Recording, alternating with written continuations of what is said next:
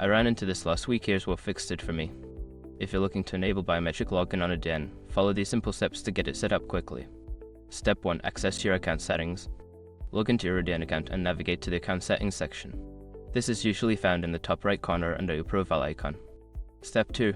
Locate security settings. Within the account settings, find the security settings tab. This is where you can manage various security features, including biometric login.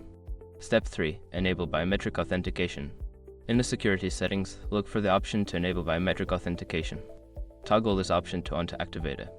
Step 4. Configure device permissions. After enabling biometric authentication, you may need to configure permissions on your device. Ensure that your device allows Adyen to access biometric data. Step 5. Test the biometric login.